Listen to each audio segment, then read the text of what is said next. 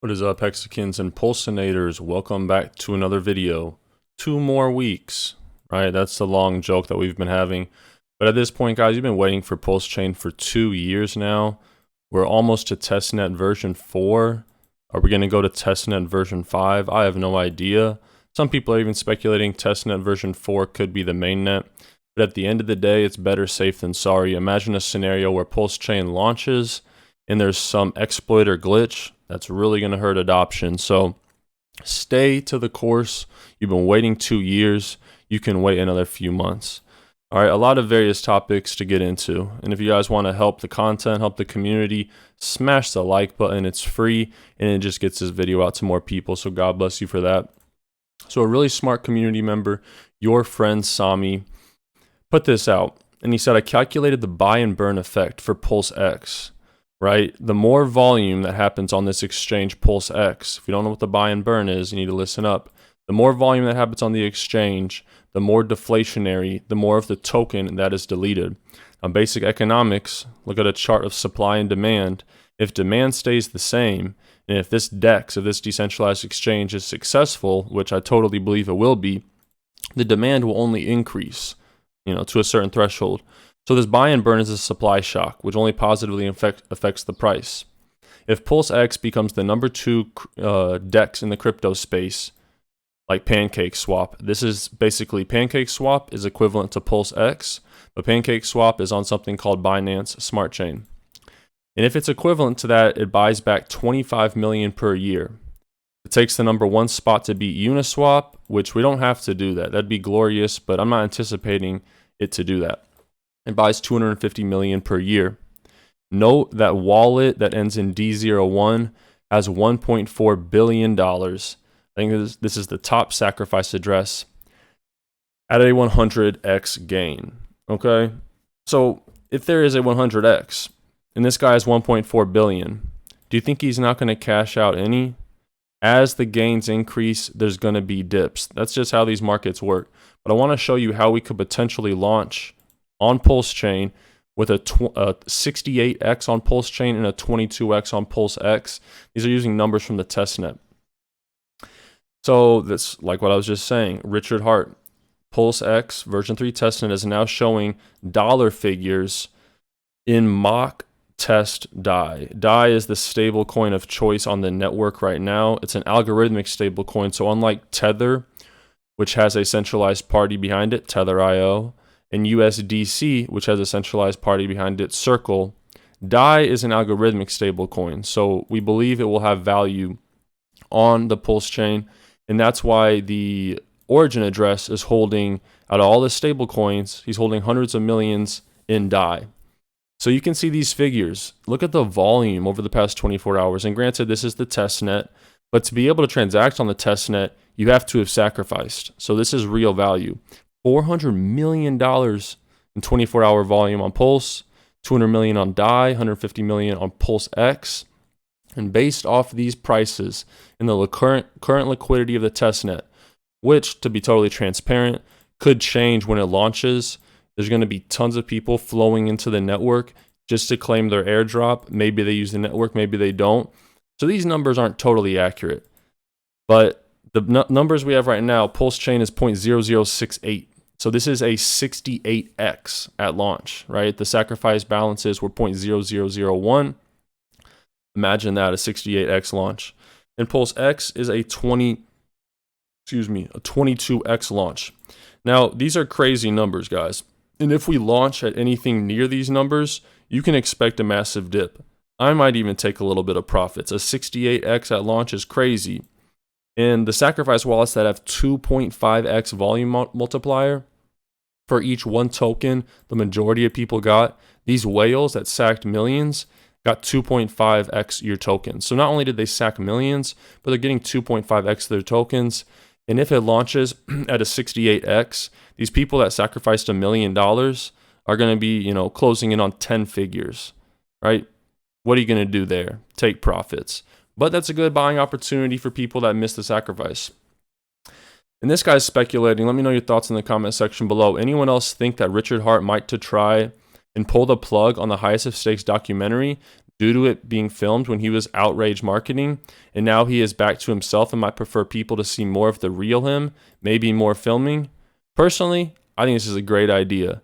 I love the new Richard Hart rebranding, the humble Richard, and I mean, you guys let me know your thoughts in the comments below, but I think we all can agree this humble Richard is more effective at onboarding than the bodacious flexing Richard. And I know the documentary, some of the clips I've seen, yeah, we get the glimpses of humble Richard, but we also get the flexing of the cars and all that stuff. So maybe they are doing some more filming. I wouldn't be surprised. And this was just hilarious right here. This is Richard Hart's profile picture. Imagine being a white kid at an all-black school and you were into video games back in the day. Yeah, video games are cool now. You have kids who are 14, multimillionaires off Fortnite. But back in the day, if you played video games, you were not cool. And you're already a minority at an all-black school. A lot of people don't know what that feels like. But this guy right here in his profile picture, I guess is a content creator, Westcott Crypto. I need to follow him. And he is in the picture. He says, "Gotta link again, bro. Been too long." I think this is absolutely epic. And I'd love to just see a stream of them just to hear them talking about their memories from school and now how they're both in crypto. Imagine being one of Richard Hart's elementary school classmates. Pretty epic stuff. Shout out to Westcott Crypto. Update from Havid Hex, our beautiful Hex supermodel. PulseX UI is updated. Now shows the figures, the dollar amounts in mock DAI, like I was just telling you. The Pulsechain Testnet bridge has been added. The bridge is how you will take value from different blockchains and put it on a Pulsechain. If you did not sacrifice, you were going to need to use the bridge to do anything on Pulsechain. Sacrifice checker updated. Limit orders needed still. And 4.2 billion PulseX has been burned already. This buy and burn is going to be absolutely bullish for the price. BitSurfer says the power of Pulsechain. Yesterday, the blockchain had 250,000 transactions on a single day. No vulnerabilities were found. It was smooth. This is what Richard Hart wants, nothing else.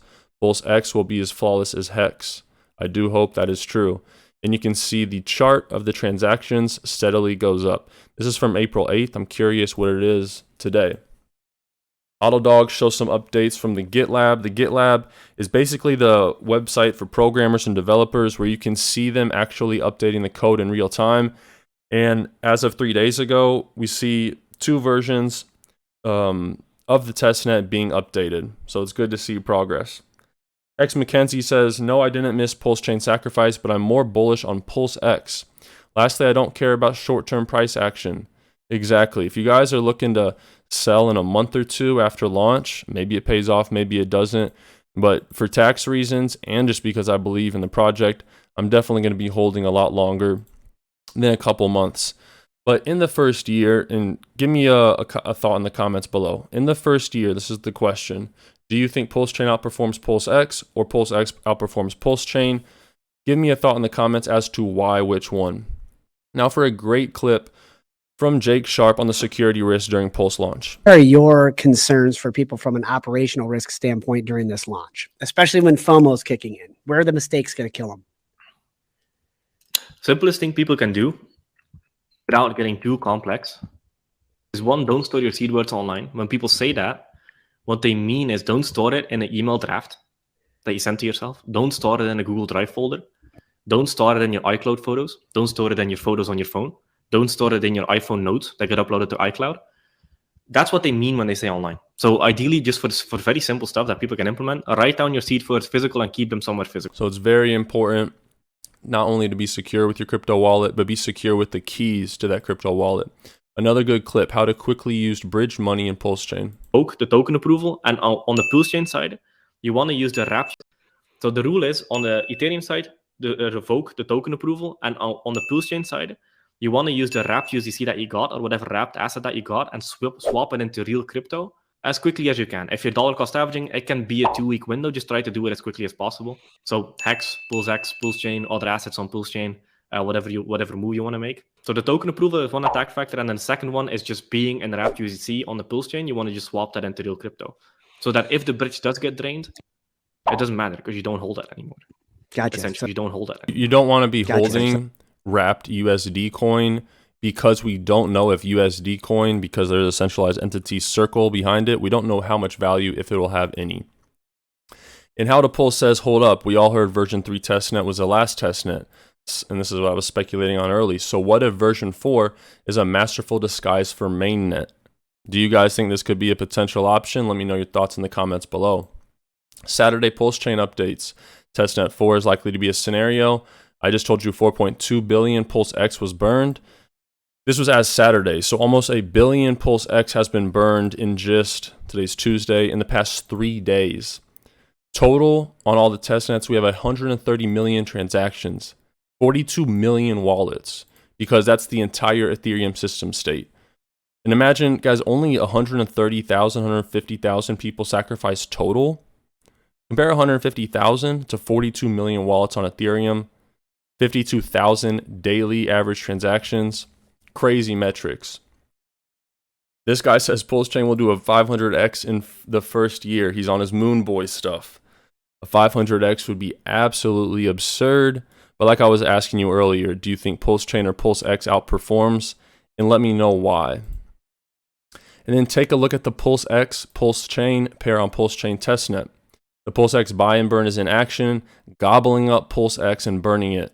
If this doesn't make you bullish on PulseX, I don't know what will.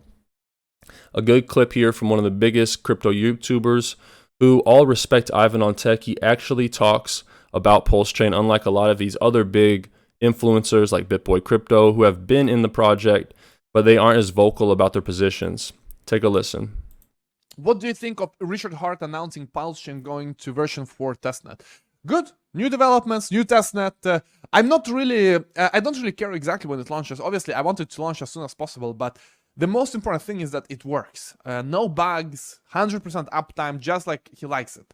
So as long as that is in place, he can do version 4, version 5. I mean, 100% uptime is the most thing that matters.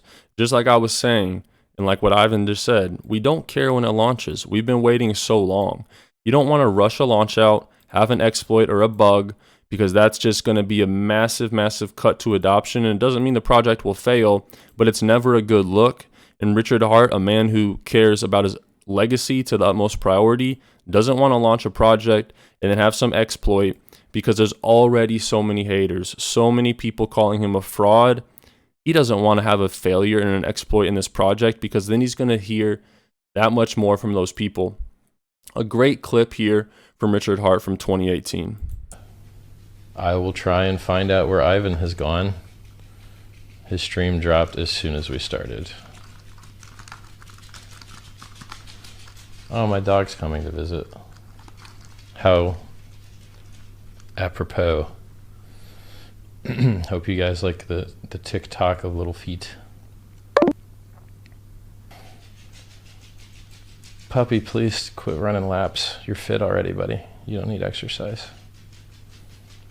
Okay, so that wasn't as informative as I thought. I'm not sure why this is one of George's favorite Richard Hart moments. Something from Hexologist. I covered this earlier. The testnet bridge is live, and the bridge is what is going to be used by people trying to bridge value onto Pulsechain. If you miss the sacrifices, you will definitely be using this bridge. Guys, thank you for watching. God bless you all. Subscribe if you like Pulsechain content, and make sure you comment below PulseX or Pulsechain in the first year, which outperforms, and let me know why. And if you made it to the end of the video, comment 100x gain. Give me 14 minutes of your day. I'm not taking that for granted. I genuinely appreciate that. When you watch the full video, it supports the channel, so let me know you watched it by commenting 100x gain. God bless you all. Take care of yourselves. Take care of your families. Hopefully Pulsechain launches soon. Until then.